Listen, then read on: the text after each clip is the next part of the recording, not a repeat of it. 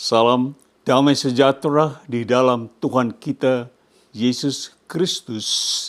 Ya, kami dari Great Commission Gospel Ministry, yaitu pelayanan Injil Amanat Agung, dan kami berlokasi atau berada di Los Angeles, California, USA atau USA, yaitu Amerika Serikat.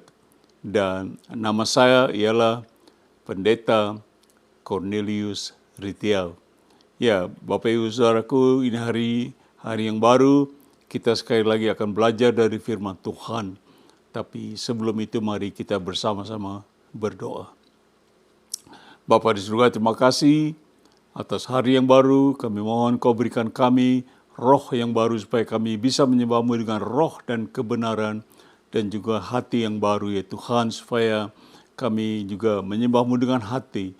Dan apalagi kami mendengar firman-Mu nanti, supaya boleh kami simpan di dalam hati kami yang Kau kuduskan.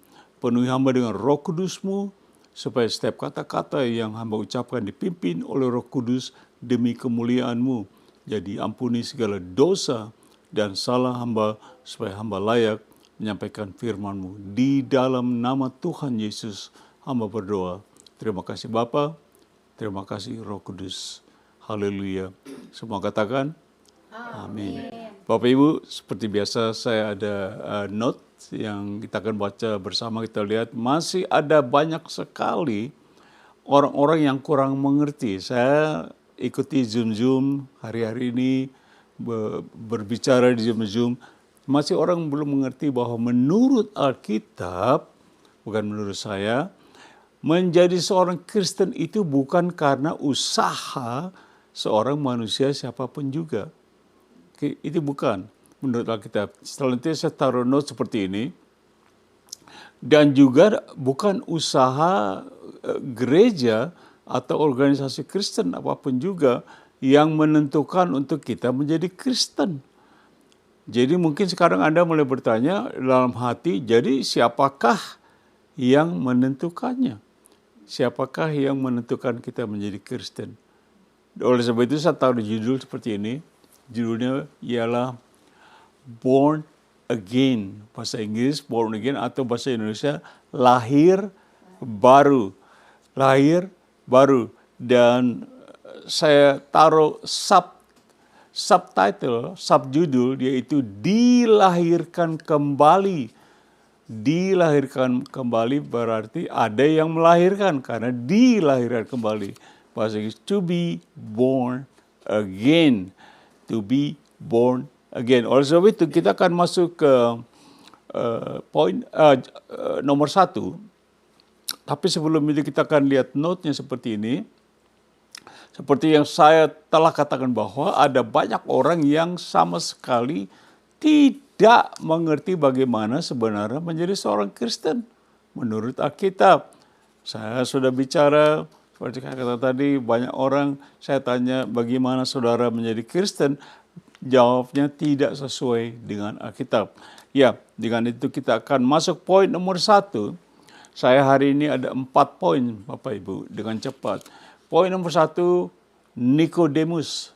Kita akan belajar tentang Nikodemus. Kita akan baca Yohanes pasal 3 ayat 1 sampai 7 dengan cepat. Tapi sebelum itu kita akan lihat notes sekali lagi.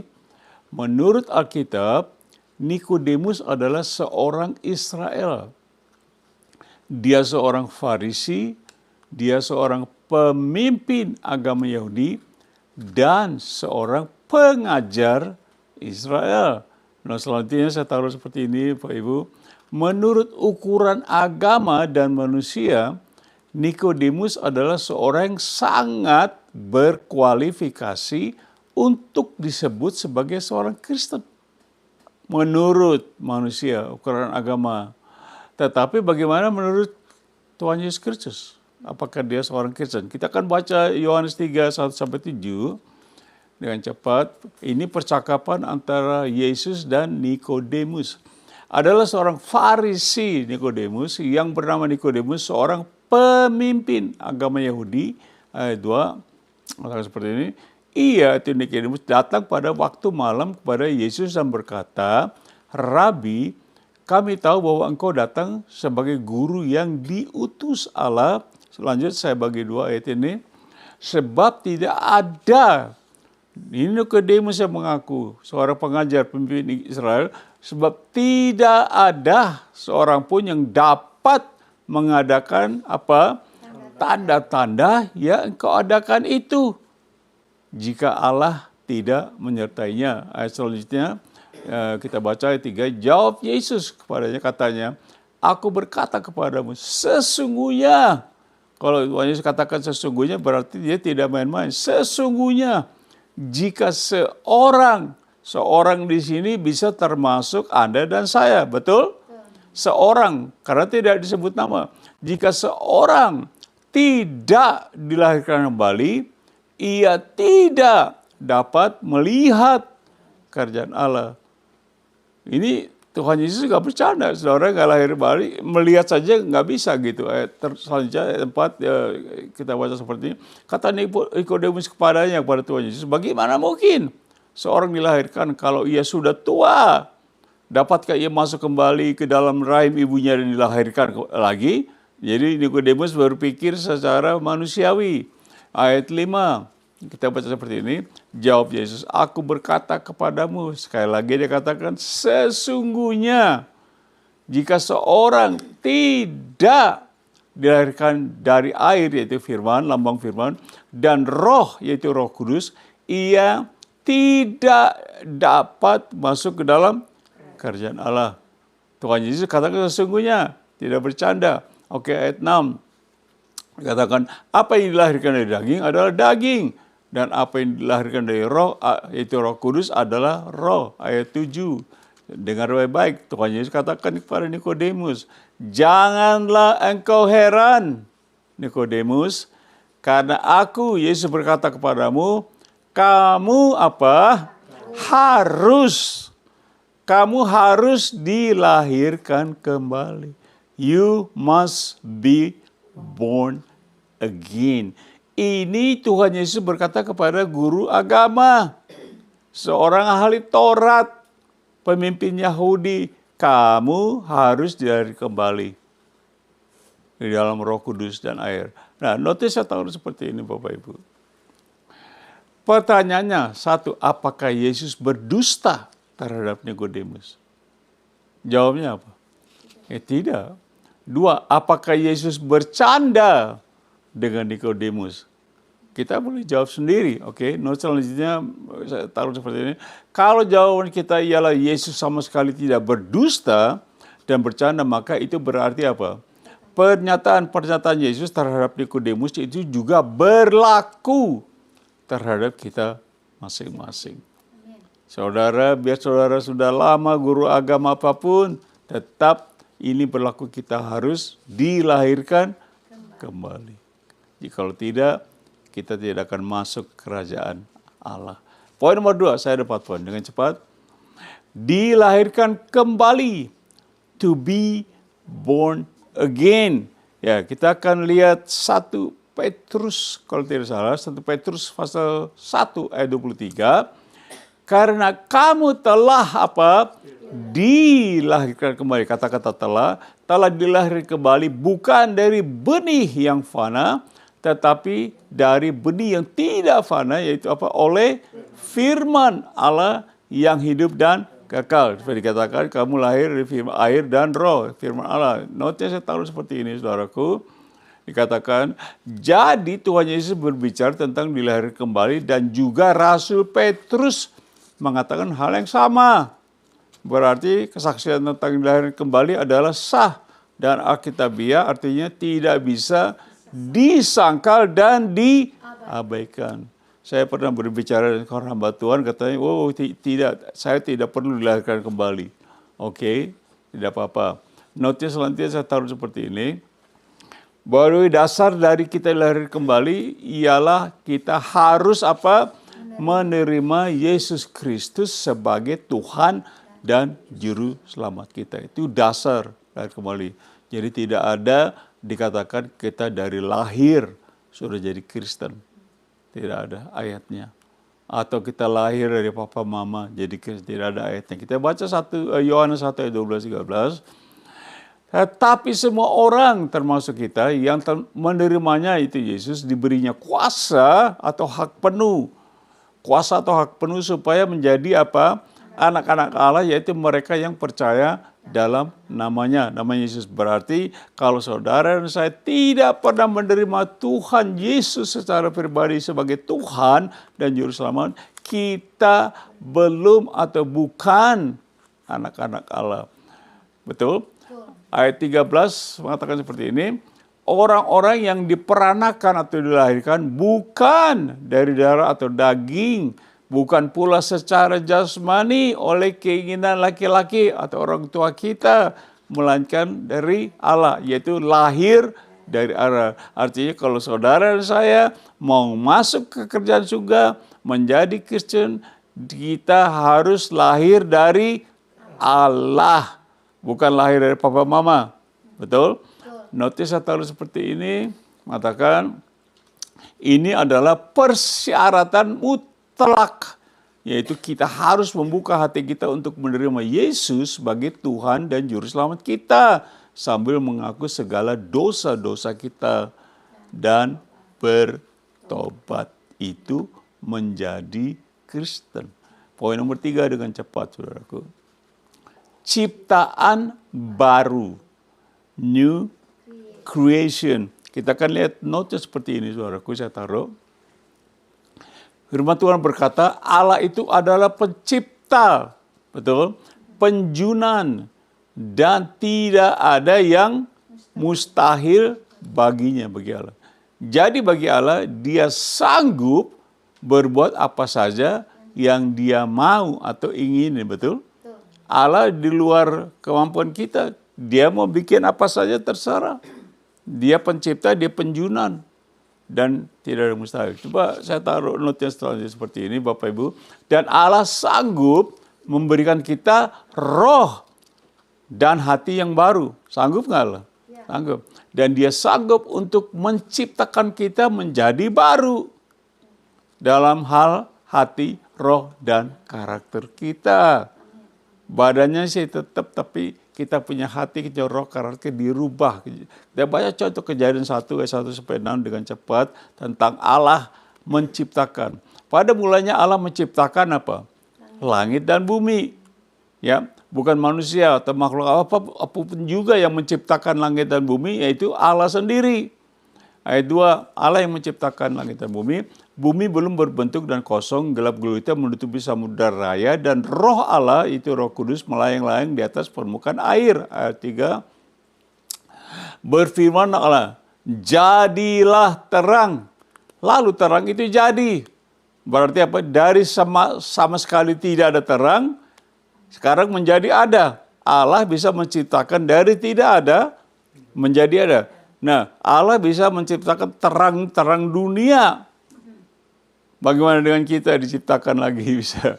Nomor 4, poin nomor 4, ayat 4, Allah melihat bahwa terang itu baik, lalu dipisahkannya Allah terang itu dari gelap. 5, dikatakan seperti ini, dan Allah menamai terang itu siang dan gelap itu malam. Jadilah apa? Petang, dan jadilah pagi. Itulah hari pertama. Ayat 6, kita baca seperti ini. Berfirmanlah Allah, jadilah cakrawala di tengah segala air untuk memisahkan air dari air. Dan seterusnya penciptaan. Sampai saudara bisa baca lanjutnya di Alkitab pasal Kejadian 1. Nah, saya tahu dulu seperti ini, saudaraku. Kita baru saja membaca ayat-ayat Alkitab yang membuktikan bahwa Allah yang menciptakan dunia, terang dan cakrawala, yang sama sekali tidak ada menjadi ada. Allah ciptakan. Selanjutnya saya taruh note seperti ini.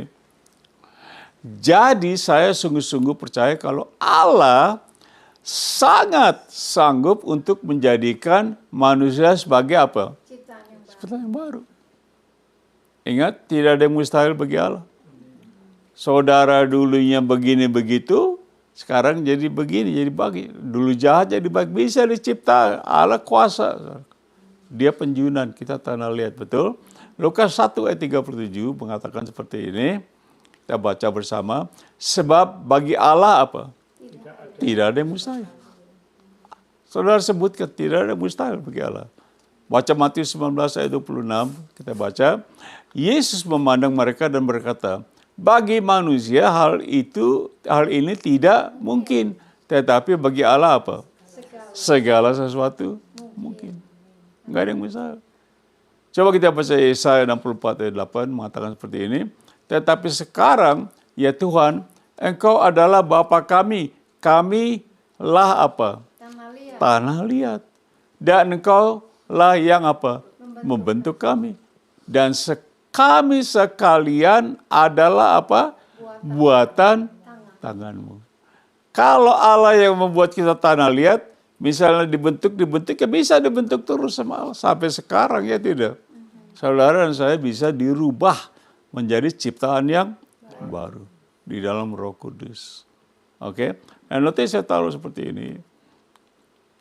Berdasarkan ayat-ayat yang baru saja kita baca di atas, maka saya sungguh-sungguh percaya bahwa Allah tidak pernah berubah baik keberadaannya maupun kuasanya.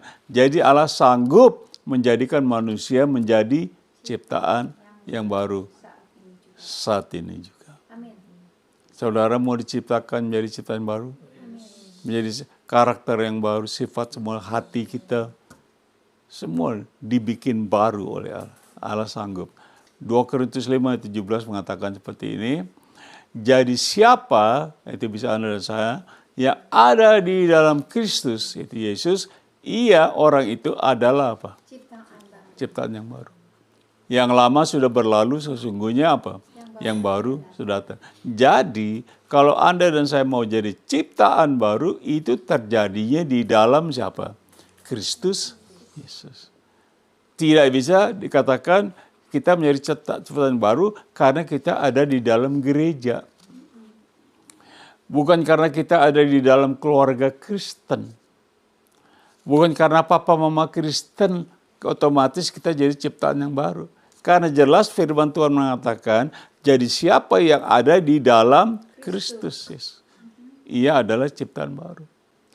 Jadi Anda dan saya harus terima Tuhan Yesus. Dan hidup kita diciptakan menjadi baru. Saya taruh seperti ini Bapak Ibu. Saya sungguh percaya bahwa ciptaan baru ini tentunya bukan secara daging. Wow, nanti hidung saya berubah, mancung jadi pesek ya. Umur saya jadi muda lagi, bukan itu. Secara apa? Rohani. Coba kita baca Yeskiel 36 ayat 26 27. Kamu akan kuberikan apa? Hati yang baru. Dan roh yang baru di dalam batinmu. Dan aku akan menjauhkan dari tubuhmu hati yang keras. Dan kuberikan kepadamu hati yang taat. Allah yang bisa. Allah bisa berikan hati kita yang baru. Hati saya, wah ada darah tinggi, udah dibedah, udah segala macam. Allah bisa kasih kita yang baru. Amin. Halo, percaya nggak? Iya. Pak, tapi Bapak nggak tahu, saya sudah kena operasi jantung. Loh, Allah bisa kasih hati yang baru, firman Tuhan, bukan firman saya. Wah, tapi juga saya ini kejahatan, roh Anda dikasih yang baru. Kita suka berdoa sehingga kita bisa menyembah Allah dengan roh dan kebenaran. Amin. Roh yang dulu ini roh-roh kejahatan. Amin. Roh berdosa tapi dikasih roh yang baru. Menjadi ciptaan yang baru. Anda mau jadi ciptaan baru? Amin. Tapi ciptaan baru hanya terjadi di dalam Yesus Kristus. Bukan agama. Bukan papa mama. Bukan gereja juga. Bukan organik Kristen dan sebagainya. Bukan saudara menjadi WL, saudara menjadi pendeta, otomatis saudara menjadi ciptaan baru. Kita harus apa? Membuka hati, menerima Tuhan Yesus sebagai Tuhan dan Juru Selamat. Dan kita mengaku dosa-dosa kita dan bertobat. Coba kita baca 27 yang mengatakan seperti ini. Rohku, yaitu Roh Kudus, akan kuberikan apa? diam di dalam batinmu. Dan aku, itu Allah, akan membuat kamu hidup apa? Menurut segala ketetapanku dan berpegang pada peraturan-peraturanku dan melakukannya. Itu adalah orang-orang ciptaan baru. Kelihatannya susah. Tapi kalau kita sudah ciptaan baru ini gampang sekali. Karena kita memiliki roh dan hati yang baru. Untuk menyembah Tuhan dengan roh dan kebenaran. Sekali lagi, Anda harus terima Tuhan Yesus dan bertobat. Saya tahu seperti ini. Saya sangat percaya bahwa Allah sanggup melakukan hal-hal di atas tadi. Bahkan hari ini juga. Karena Allah tidak pernah tidak pernah berubah dahulu, sekarang, dan selama-lamanya. Sekarang juga Allah yang sama, yang menciptakan dunia, yang dulu sebelum saudara lahir, Allah itu sama sekarang, nggak pernah berubah dia. Dia tetap hidup selama-lamanya. Poin nomor 4, poin terakhir saudaraku, kematian kedua, second death. Kematian kedua. Kita kan lihat note, saya taruh seperti ini, note-nya dulu. Sangat perlu kita ketahui bahwa kalau kita lahir satu kali, yaitu secara daging saja, maka kita akan mati berapa kali? 2 kali, yaitu secara daging dan rohani. Tetapi kalau kita lahir 2 kali, yaitu secara daging dan rohani, maka kita akan mati berapa kali? 1 kali saja, yaitu secara daging saja. Saya ulangi lagi supaya Anda jelas. Saya ulangi lagi. Sangat perlu kita ketahui bahwa kalau kita lahir 1 kali, yaitu secara daging saja, maka kita akan mati 2 kali, yaitu secara daging kita mati, secara rohani juga kita mati. Tetapi kalau kita lahir 2 kali, secara daging, yaitu daging ini, dan secara rohani, maka kita akan mati 1 kali saja, yaitu secara daging. Tapi rohnya hidup selamanya. Nggak mati di neraka. Jadi saudara pilih, mau lahir 2 kali apa 1 kali. Lahir yang kedua disebut born again. Lahir baru. Coba kita baca Wahyu 20 ayat 6a saja, mengatakan seperti ini. Lalu maut dan kerajaan maut itu dilemparkan ke dalam lautan api. Itulah kematian yang kedua, lautan api neraka. Jadi kalau Anda mati yang kedua kali, itu bukan Anda masuk surga, bukan kita masuk surga, kita masuk ke dalam neraka. Itu kematian yang kedua. Kematian rohani, rohnya mati. Coba kita baca selanjutnya ayat 15-nya. Dan setiap orang, bisa Anda dan saya, yang tidak ditemukan namanya tertulis di dalam kitab kehidupan itu, ia dilemparkan ke dalam lautan api itu, api neraka. Kita baca Wahyu 21 ayat 8. Tetapi orang yang penakut, orang-orang tidak percaya, orang-orang keji, orang-orang pembunuh, orang-orang sundal, tukang-tukang sihir, penyembah berhala, dan semua pendusta, mereka akan mendapat bagian mereka dalam lautan yang menyala-nyala oleh api dan belerang, itu neraka. Alkitab mengatakan inilah kematian yang kedua. Berarti saudara udah mati sekali, mati lagi, udah mati daging, mati yang kedua kali rohani, kita dilemparkan ke neraka. Alkitab mengatakan, bukan saya, saudara. Jadi Anda pilih, mau lahir baru, apa tidak mau lahir baru. Lahir baru bukan di dalam agama. Anda boleh masuk segala macam agama di dunia ini, tidak menjamin Anda lahir baru. Hanya di dalam Kristus Yesus. Kekristenan bukan agama. Orang-orang Kristen bukan orang agama, karena Kristen itu hubungan pribadi kita dengan siapa? Tuhan Yesus. Makanya kalau kita di dalam Kristus Yesus, kita menjadi ciptaan yang baru. Mau nggak diciptakan baru? Mau tidak? Notis kita taruh seperti ini. Jadi dengan secara jelas sekali Alkitab mengajarkan bahwa kita akan ada kematian yang kedua, yaitu jika kita sama sekali tidak pernah dilahirkan kembali di dalam Roh Kudus dan air atau firman Allah, kita akan mengalami kematian yang kedua seperti ayat-ayat kita baca. Anda pilih mau mati di lautan belerang atau neraka atau mau hidup di sorga. Bersama siapa? Tuhan Yesus. Tuhan Yesus katakan di Yohanes 14 ayat 6 apa? Akulah jalan dan kehidupan dan kebenaran. Tidak ada seorang pun yang datang kepada siapa? Bapa, yaitu di sorga, kecuali melalui aku. Tuhan Yesus tidak pernah berkata, Papa mama mula adalah jalan dan kebenaran dan hidup. Tidak mungkin kamu datang kepada Bapa jikalau kamu tidak melalui papa mama. Ada tidak ayatnya? Tuhan Yesus tidak bilang papa mama. Tapi saya dengar, saya sering bicara di Zoom, mana orang jadi Kristen katanya karena papa mama dari lahir. Di mana ayatnya? Kalau Tuhan Yesus tidak bilang itu, kenapa kita buat? Tuhan Yesus bilang, akulah jalannya. Bukan papa mama, bukan guru agama, bukan pendeta, bukan siapa saja, tapi siapa? Aku. Tuhan Yesus katanya. Tidak ada seorang lain pun masuk ke dalam surga kecuali melalui aku. Anda pilih. Kalau Anda sekarang dalam satu agama, saya berkata keluar dari agama itu. Ya, kita ada poin nomor 5. Maaf, kita teruskan. Oh, bukan poin nomor 5, maksudnya ringkasan, Ringkasannya yaitu kita belajar hari ini judul lahir baru, born again. Satu, kita belajar tentang Nikodemus.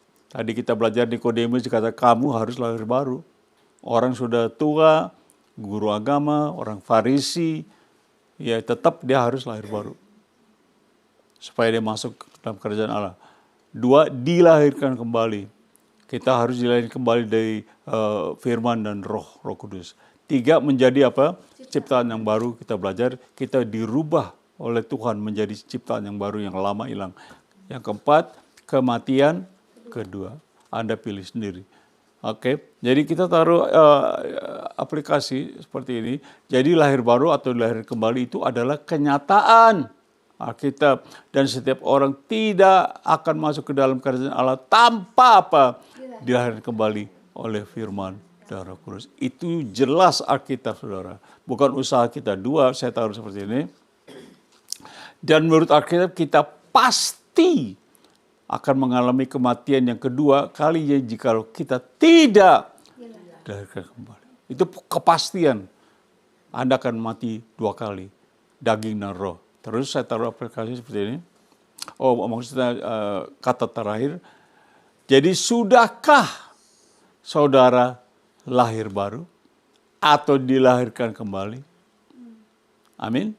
Itu pertanyaan. Saudara periksa diri sendiri. Oh, saya belum pernah percaya Tuhan Yesus. Saya masih agama ini, agama saya bagus. Silakan. Tapi saya katakan agama bukan jalan ke surga. Hanya satu. Siapa? Tuhan Yesus.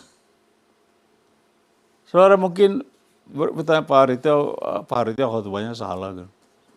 Saya udah aman Pak, saya udah ke gereja ratusan kali, tidak menjamin. Kita akan berdoa. Pak, bagaimana caranya lahir baru? Mudah sekali. Tadi katakan siapa yang menerima Tuhan Yesus kan? Saudara membuka hati, saya akan bantu. Doanya gampang. Saya lakukan doa ini 53 tahun yang lalu Bapak. Dan hidup saya dirubah. Dari kedagingan, sekarang saya menjadi hamba Tuhan. Doanya seperti ini. Ulangi doa saya. Mari kita berdoa. Tuhan Yesus, saya seorang yang berdosa. Ampuni saya.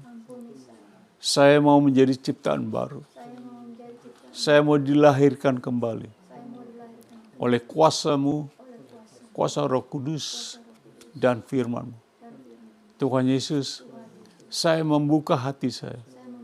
Menerima Engkau sebagai Tuhan dan Juru Selamat saya. Tolong saya Tuhan Yesus. Saya tidak mau masuk ke dalam neraka, mengalami kematian yang kedua. Terima kasih Tuhan Yesus.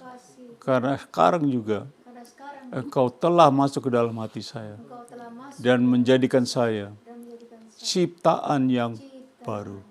Terima kasih Tuhan Yesus. Di dalam nama-Mu aku berdoa. Amin. Kalau saudara jujur mendoakan itu, ini hari juga. Bukan besok, bukan sejam lagi. Ini saat ini juga dengan jujur, dengan iman saudara berdoa. Saudara sudah lahir baru. Janji firman Tuhan. Saat ini juga. Today is the day of salvation. Bukan besok, today, night now. Amin. Mari kita menerima berkat dari Tuhan. Kita angkat tangan kita.